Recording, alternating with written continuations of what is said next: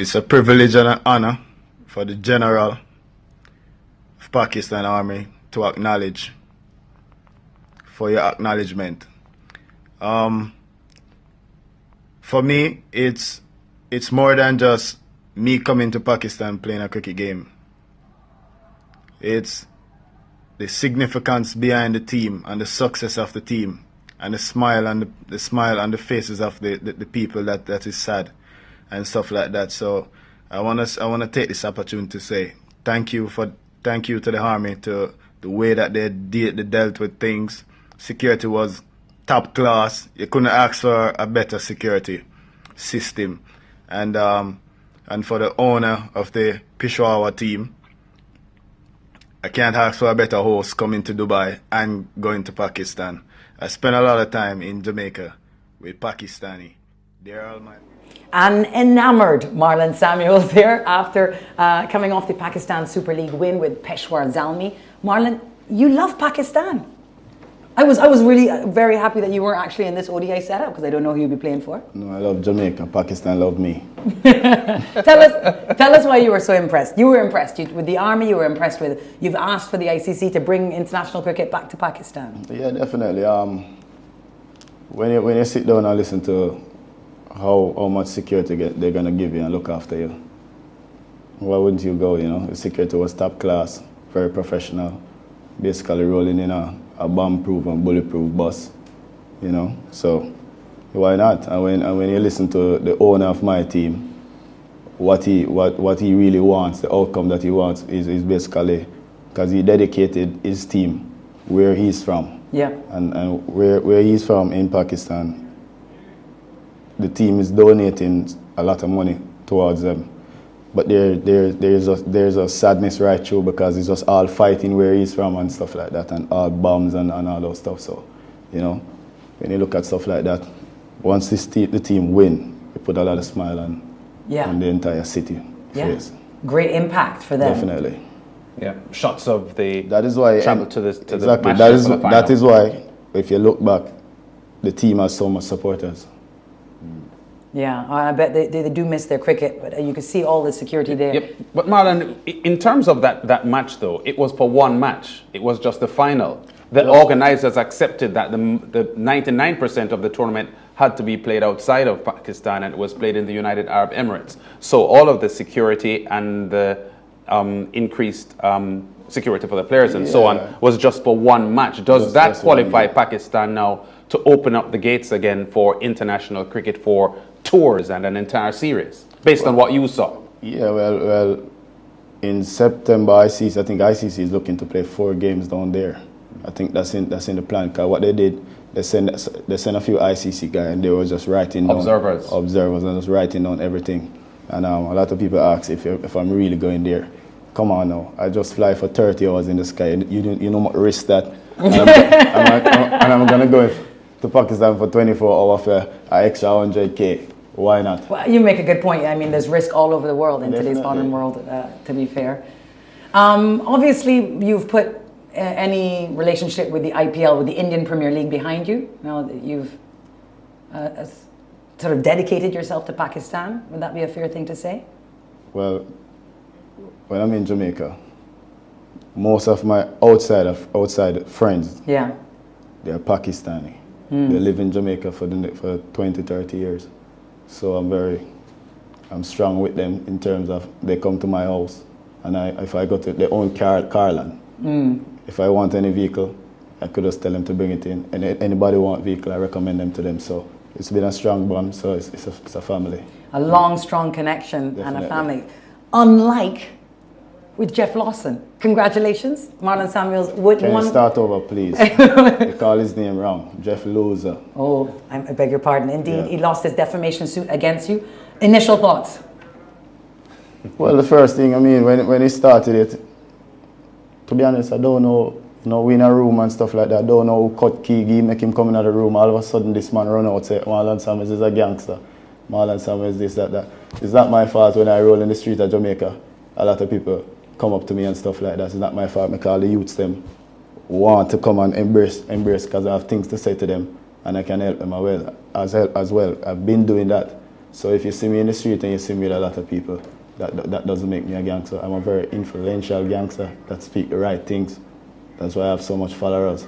So I wanted to defend my name and my character, and that's what I did. So the first thing I do is look for some international lawyer, one from England and one from Italy. All right. And then I take on the case. Well, let's update those in the region who may not know the story. It was the 4th of April 2016. Former Australian fast bowler turned broadcaster Jeff Lawson had this to say in a radio podcast at Big Sports Breakfast, a day after Marlon Samuels had led West Indies to their second World T20 triumph in Kolkata. He said, and I quote, "He's tied up with some shady people back in the West Indies. He's a guy you don't muck around with, on or off the field.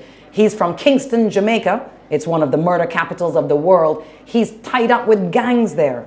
It goes well beyond cricket." Those are the words of Jeff Lawson, which I'm sure, since he has come to rule. Yeah, well, he would, because immediately when Marlon heard of what happened, he contacted his attorneys, because that was a straight defamation issue, and you tackled it immediately. Definitely. Because at the end of the day, I know he cannot prove anything like that, because nothing like that exists. It was also sort of defamatory about Jamaica, I thought. Yeah, definitely. And I wonder why the government, them have time for raise the land tax and all these things, and what them supposed to jump on, they don't. And they should jump on something like that, because I think it didn't look good for our tourism as well. Yeah, we understand that, well, there was no figure attached to the defamation that you've been awarded, the substantial number based on figures. But I'm good, man. Them pay me my IPL money, man. Yeah. And you also donated some to your foundations. I've always donated. Not just my foundation, but I'm looking for other foundation as well to give some to. And, I call it the gangster money. So I'll be looking to share this gangster money and send some kids to school. Yeah. The usual thing, nothing changed. Send some kids to school, help out as much family as possible. So I want to take this opportunity to say thank you, Mr. Jeff Loser, to give me this extra money in the account so I can spread the wealth. Yeah. As part of the settlement, we understand that he is supposed to make a public apology to you. How is that going to be done? Written by me. So I'm going to write it, and he's going to read it. Marlon. That's a part of the court settlement. I couldn't settle for nothing less. I don't want. So what are you going to write? I do not want an apology from him, from out of his brain. It's not going to come from his heart. So I write from my heart. Hopefully it can connect to his heart. So have you written it yet? It's sent off already. So pretty soon you'll definitely sit and listen to Jeff Lawson read out my apology. Oh, that is brilliant. That is absolutely brilliant. Can't wait for that one. Marlon, what is next for Marlon Samuels other than some military work, some Navy SEAL work? What is next for me? The usual, to be honest, we've been helping and stuff like that, try to contribute, start the foundation, but before the foundation, I've always helped people. Most of my lawyers around me is lawyers that turn big lawyer right now, where I help them to pay a law fee and take care of stuff like that. So they're my lawyers. So you know what? In Jamaica, I don't have to pay lawyers to do anything for me. I already invest in lawyers. So I've been doing that. It's like 15 years ago, Jamaica Cricket Board. I said the system is poor. Jamaica Cricket Board asking a young guy to drive all the way from the country to come training every day, and this young guy not earning any money going to school. Yet still expect him to come training. If he doesn't come to training, they want to kick him out of Jamaica training, right? And he's trying to make the team. He's trying to learn and stuff like that. And I basically tell him that give this guy my allowance, because I don't need it, because I live in Kingston. So I've been doing these things for years. So as I said, nothing changed. So now that I'm on ground, I can just be enjoying himself and spending some lovely time with the family. Speaking of Icon, he will be here with us for our interactive segments, and you can stay tuned for that. But on his Instagram, he gave away a date with one of his best fans, his favorite fans, Kirby. We have a quick clip, I think, of Kirby. Can we show it? Definitely. Kirby being nervous before the date. Have a look at this. I'm back. How popular the man.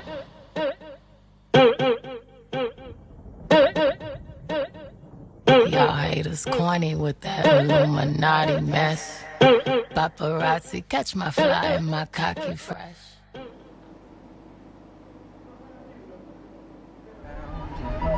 I looked the part. He was on his live and all the ladies there was asking if he was single.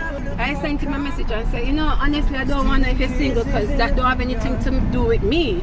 All I want is a date from you. I just said it randomly, not knowing that it would have reached all of this. is this really happening? Yeah, is this really happening? Or when did this actually reach here? And I'm sure all of them want to go on a date with him because he's gorgeous, as they all know, you understand me? So I guess I'm the first one to have that privilege. So I can't wait to see that. So reality TV, a bit of in your future. Yeah, definitely. That's Definitely. huge. How did she win that then? I just went on my live and basically, a lot of people, because I remember that I'm one of the most misunderstood cricketers. So I go on my live and people get closer to me. So I was just freestyling and just talking and everybody just laughing and they're loving it and just people start watching and stuff like that. So I asked them, they keep asking me if I'm single. So then I ask them to vote and see who's going to get the date. So everybody was fighting for the date, but then she said, I have something to tell you, I cannot use knife and fork. So the rest of the girls are going to fight for the date now. They said, yeah, well, give she the date, man. My goodness, more Marlon Samuels to come in Interactive on the SportsMax Zone. We take a quick break on that note. Zone Update 2 after this.